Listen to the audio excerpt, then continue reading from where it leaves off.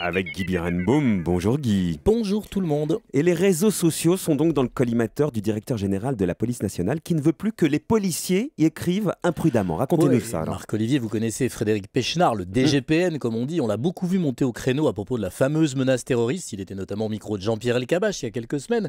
Ou pour expliquer qu'il n'est pas, je cite, c'est lui qui parle, le chef des barbouzes. Les barbouzes qui volent les ordinateurs des journalistes et les écoutent illégalement. Eh bien, monsieur Pechnard, très proche du président Sarkozy, a un nouveau cheval de bataille. Il veut faire la police à la présence des policiers sur Facebook et Twitter. Alors de quelle manière Frédéric Pechnard met-il en garde les fonctionnaires de police? C'est l'AFP qui a révélé hier une note de service qui date de cet été dans laquelle Frédéric Pechnard relevait que de nombreux policiers et personnels administratifs étaient inscrits sur Facebook et Twitter et il regrettait que certains y détaillent des aspects de leur vie personnelle ou professionnelle. Et pourquoi craint-il cette présence donc de policiers sur Twitter ou Facebook? Il a voulu rappeler à ses troupes leurs obligations déontologiques, notamment le secret professionnel.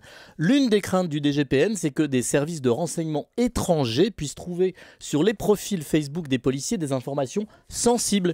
Il n'a pas tort, c'est arrivé dans d'autres pays. Il appelle donc les policiers ayant accès à des données classifiées et bénéficiant d'une habilitation secret défense à être encore plus vigilants qu'avant. Et les fonctionnaires qui ne respectent pas donc cette note de service, ils pourraient être punis? Oui, M. Pechnard rappelle que tout manquement aux règles de déontologie sont passibles de poursuites pénales et disciplinaires.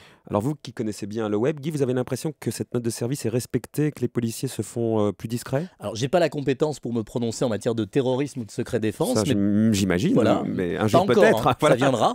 Mais pour le reste, M. Pechnard a du pain sur la planche. Il y a beaucoup de policiers sur les réseaux sociaux. J'ai pas dû fouiller beaucoup sur Facebook pour repérer des fonctionnaires qui se lâchent.